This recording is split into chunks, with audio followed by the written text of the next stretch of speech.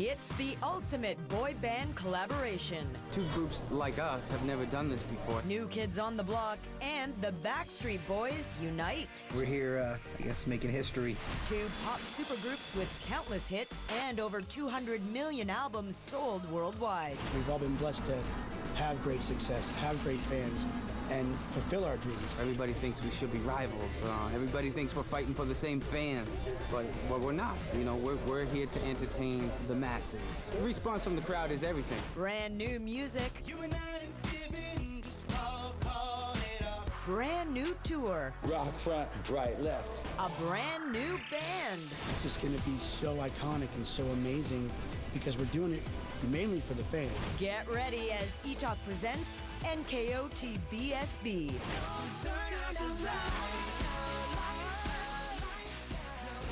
Hey, welcome to a very special edition of Etalk Presents. It's special because I am here with a super duper super group, NKOTBSB, right? Well done. Welcome to Toronto. So I gotta be honest with you. First of all, the energy here is palpable. Ooh. It's draining me. But you look like you're all having fun together. This is a good thing. Absolutely. Yeah. It's because a lot of too much testosterone on the couch. That's all. Yeah. I mean, it's Well, biologically. It's alive and well. you can imagine how I feel now sitting by myself here on this side. I've never interviewed 9 people either at the same time either. Is it an easier experience when you're all together trying to do an interview, or is it like everyone talking over each other? Joe and I are experienced because we both come from families of 9, so this is very normal for the two of Very us. normal. You just jump in, and if someone interrupts, you keep arguing and keep talking over each other, and it's all good. So your fans are very lucky because this is like a dream come true for a lot of us probably. How did this actually come about? The formation of the supergroup. Howie? Okay, I put it together. We should have a bottle here, right? You know, it just kind of naturally happened. I mean, we've known these guys for, my goodness, over, 18 years since we first started. Yeah. We had a previous manager that was a tour manager for them back in the days, and he kind of just schooled us on, what they went through, and throughout the years we got to know them. They came around, and there's always been a mutual respect for each other's work. I mean, we definitely give them credit for, paving the way for groups like us to come and other groups, after us. And, when they came back with their reunion tour, we coincidentally were on tour ourselves. Right. And Donnie called and said, hey, you guys are going to be coming through New York. What about the possibilities of you guys coming on stage? We're thinking about doing I Want It That Way. And we think it would be a pretty cool shock factor to the crowd if you guys came up and sang with us. And so how was that moment? Take me back there when that Pretty happened. spectacular. Yeah. I mean, we didn't really know what to expect. Yeah. We're coming into a whole new audience. It was all New Kids fans. Even though we saw a couple Backstreet fans at the New Kids show, which was kind of funny. But it's Like I regulars see. that stalk you guys? Yeah. Possibly. yeah. But the actual reaction was overwhelming. I mean, it was outstanding. These guys opened up and sang the first verse of I Want It That Way, and then curtain lifts, and there we are. And Oh my God. And they crowd took it home, went folks. bonkers, and it Bedlam. was just, this all fits. It just fits. There's noises that there are noises in crowd audiences that you can make a lot of noise and scream and high pitch and stuff like that. But What does there's that also sound like? like a little 13-year-old girl screaming, Like a squeal. But I mean, the older we are now, I think when the curtain came up and we were revealed with them on stage, it was one of those noises that you could actually feel. Wow. It pushes you like in your chest. And And you we all haven't- felt that? I think for a second there was silence, actually. They were like... And then some of the fans, And it then was a they let it different. out. Yeah, And it then was a different thing, though. It was what Brian, I think, is saying is we've heard certain sounds. We know the sound. I mean, even like the sound of sitting down eating dinner and some girl walks by the window of the restaurant and screams. It's like, you can see it from your peripheral. You don't even have to hear it. It's like, I'm sure I just got recognized. Okay. Yeah. We've been doing this since we were all kids. Yeah. But that reaction that night was just different than Have you anything. ever heard that sound and then realized that they weren't doing it for you, and then you? Well, that's another chapter. Well, no, actually, I mean, that's funny you say that. Because you get used to it, right? Just And so yeah, you just get think used to it's it. like, I mean, there's times where you're so used to that that giggle or that scream or whatever that, in our downtime, in my downtime, after the craziness of when we first came out, it took a while. I was like, oh, they're just laughing with their friends. Okay, good. I'm going to go back to eating my lunch. But it's just a reaction, right. It's kind of like a...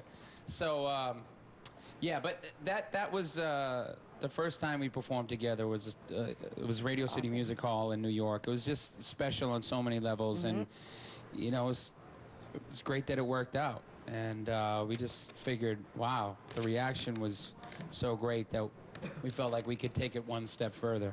And it's an obvious fit. Because look what we have here. Hey, it's been worked out a little bit. I'm sorry, I have to apologize.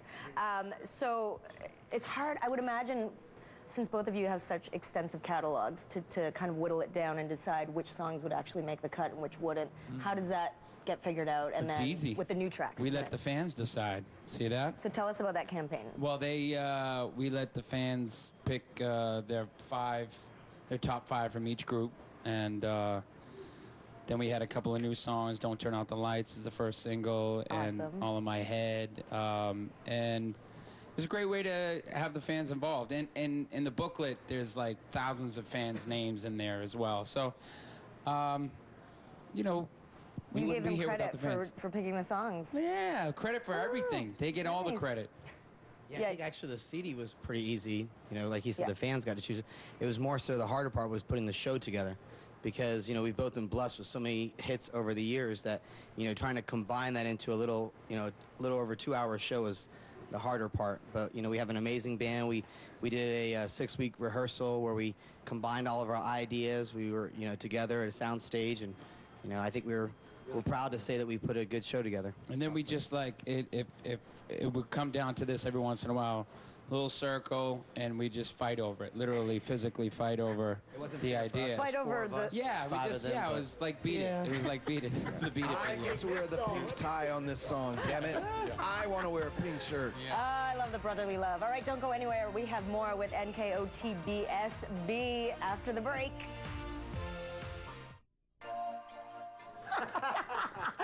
Oh, it's good times here, right? It's good times here at Etalk because we're sitting down with NKOTBSB, New Kids on the Block, and the Backstreet Boys, in case you guys are living under a rock.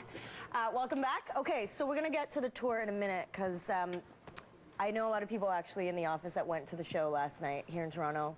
Came back with rave reviews, said it kicked ass. Oh, yeah? It's awesome.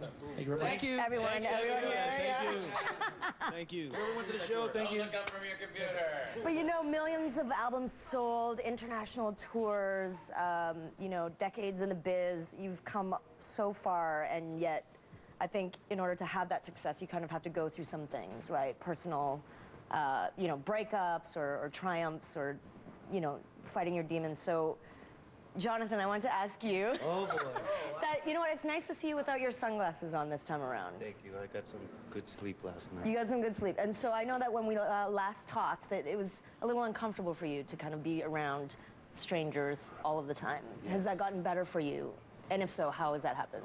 Actually, it's funny, because somebody said yesterday I look a lot more comfortable on stage. So I don't feel it, but as long as I look it, then that's half the battle. You've got a good quaff happening. Yes, I do. Tell you. My Elvis do. Yeah. And so is it easier to get through things, I think, when you have your brothers and your friends around, your family? Absolutely. I mean, I know for me, dealing with my alcohol and drugs and whatnot, being around these guys for almost 20 years, it's an awesome support group, and then now having 5 extra guys that are equally as supportive. It definitely helps, being on the road, traveling, it is hard for all of us. I mean, whether it's with addiction, whether it's dealing with, family issues, whatever it may be, it's definitely difficult. But, we all support each other and we all are there for each other and we are family. Let me also say something. Go ahead, Nick. No, I just think, I think I'm just going to extend off of AJ. I think the one thing as well is you're accountable to, 8 other guys. Everyone's watching. I mean, I think it really challenges us to be better people. You know what I mean? Because I think both groups are challenging each other.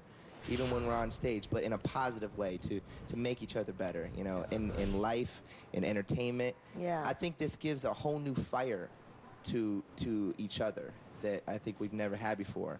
Oh, nice. And or that sometimes can go out with, you know, years of monotony. So I think now it's just super cool. It just feels fresh. I Like it's agree like with that. Nick. I love it when they compliment me, Nick 'cause always I feel drops bad. some gems, man. He drops gems. He If I drops can- some I was gems. gonna add one thing though. Sometimes it takes outside perspective too. Like we did a show a week ago, and one of our favorite basketball players from the Boston Celtics, Ray Allen, came to the show, and his wife wrote an email after the show, and he put a little note in it, and he said it's amazing to see such teamwork and to think that you guys have been doing it for, you know, these guys for 25 years and these guys for 20 years. It's like it's amazing. And he said the word he used was it's like they're soulmates. It's like they're true soulmates. And you know, I would never say that these guys are my soulmates, but I took a breather after it and I thought about it and I was like, we really are, you know, connected in a way that is going to last forever. And it's, you know, we're going to be old men and we're going to go to our kids' weddings, and you know, it's just Wow. things are going to happen, and you can see it with Backstreet Boys as well. I mean, it's sometimes it's hard to think about it in the moment because we just work, we do our job, and we show up, but we show up like a family. But it's nice to be able to do something, your job, but you love it, it's your passion, and to share it with your brothers and, Yes. and an extended It's a whole family. new We all live experience. for It this. really is. We're all performers.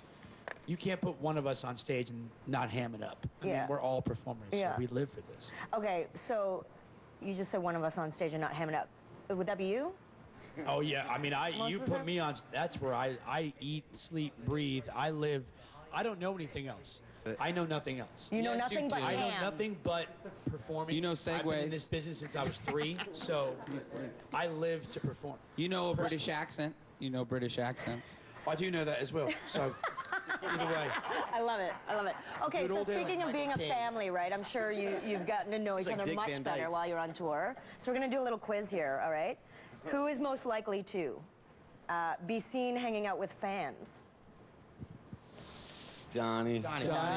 Be seen living Or and me. sleeping and eating with fans. Who is most likely to wear sunglasses during an interview? Hey, Jay. I'm gonna go out on a limb and say John on this one. Whoa. Yeah, I mean, this is just my trademark. I've done it for 20 years. My Okay. vision's been impaired because of it. Seriously. Who is most likely to who's most likely to wear shades in the bathtub? AJ. Who's most likely? Doesn't matter where. forget their cue on stage? I'll take that one. Yeah? I'll Pretty take good. that I'll one. take it from mine on my side. I was as gonna well. say, Really? Be quiet over there, buddy. Who's Knight most Brothers and Howie likely D. to trash their hotel room? Nobody. Not anymore. nobody anymore. Not You anymore. need organization. Back in the days, it was this You one really here do. and that one there. Yeah. Yeah, but It's definitely that's not Nick and I back in the days. Back in the days. Back in the Plus I that ain't that costs person money no too. Oh yeah. That we realized that You they get the bill charge the next you day. back. You're like, oh. Depends on the year. That question. Depends on the year. Most likely to need a nap after the show? After the, before the show. Before the show, yes. I'm a nap no. freak. Yeah, I get very cranky if I don't get my nap. And that- Crankier actually. Freakier if you don't get your nap. Crankier. Crankier. Freakier. I can't. I'm sorry. Nice kill, Ostrich. gutter. I can't hear him. Straight for the kill, Ostrich. Fun. What can I say? We're hanging out with NKOTBSB. Don't go anywhere. We'll be right back.